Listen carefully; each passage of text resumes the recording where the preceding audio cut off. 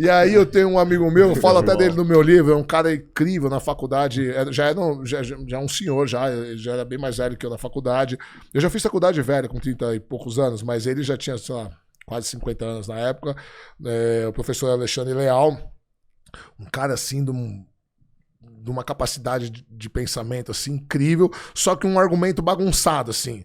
Às vezes é difícil entender. Eu entendo porque muitos anos que ele é meu amigo. Às vezes ele me manda assim 30 minutos de áudio, assim, ele fala, cara, eu preciso escrever isso daqui, mas vê se você entende o que eu quero falar. E ele faz uns argumentos, ele vai e volta. Aí eu, tipo, em 5 linhas eu escrevo.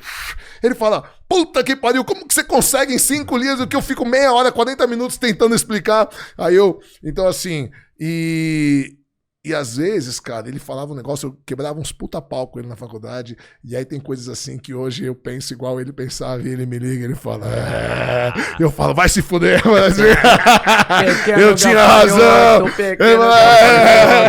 Eu falava pra ele assim, bem de vez em quando. Mas é excelente, tanto que a gente entrava em vários embates, assim. E ele foi o primeiro cara a falar pra mim assim, cara, você é ateu e não sabe. E eu falava, imagina, porque eu nem considerava a ideia. E ele falava assim, você vai descobrir ainda, você é ateu e não sabe, cara. Mas você tinha uma formação religiosa muito forte, muito né? forte. Então, tipo assim, a gente aprende que, cara, só o fato de você considerar isso é pecado, né? Você não pode questionar Deus e tal.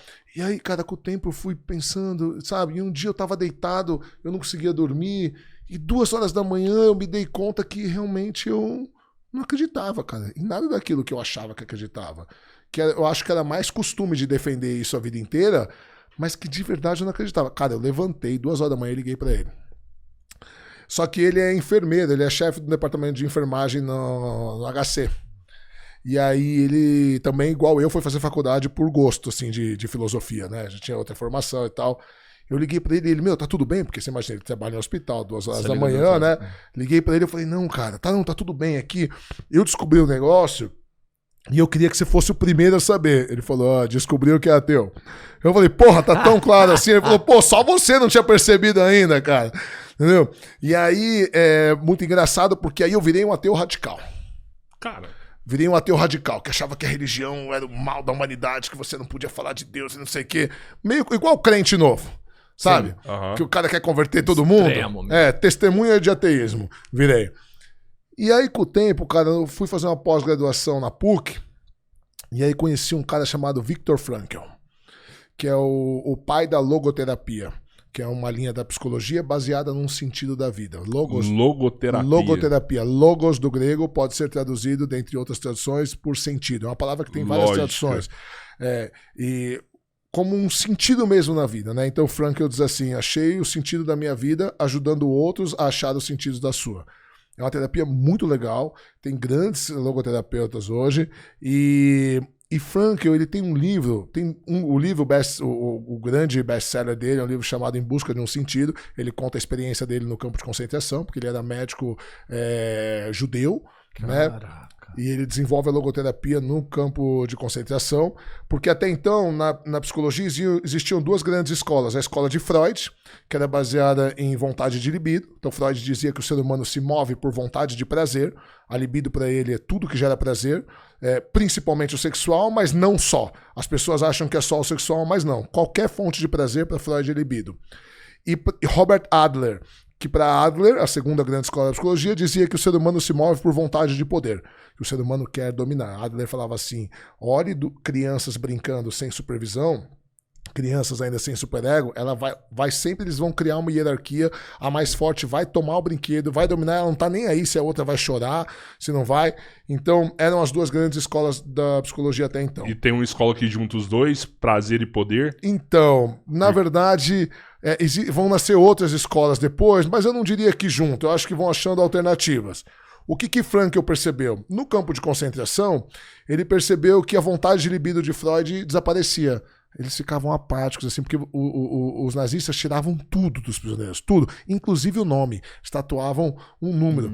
E eles sobreviviam de uma sopa rala 2 vezes por dia, então eles eram cadavéricos, assim, só osso. Então a vontade de libido desaparecia. Porém, a vontade de poder de Adler também desaparecia. Eles não tentavam se dominar um ao outro, eles se ajudavam. E o índice de suicídio era altíssimo dos que estavam como trabalhos forçados, que eles chamavam de ir pro fio, né? Eles iam por cerca elétrica e se matavam. E ele percebia que dos prisioneiros que não iam pro fio, eles tinham uma coisa em comum. Todos tinham um propósito na vida. Quando eu sair daqui, eu vou ser bailarina. Quando eu sair daqui, eu vou achar minha família. Quando eu sair daqui, eu vou escrever um artigo científico.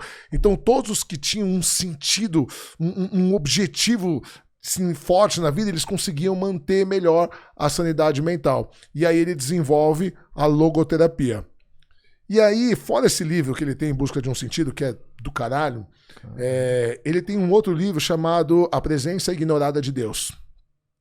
E Viktor Frankl fica conhecido como o psicólogo da religião, psicólogo de Deus.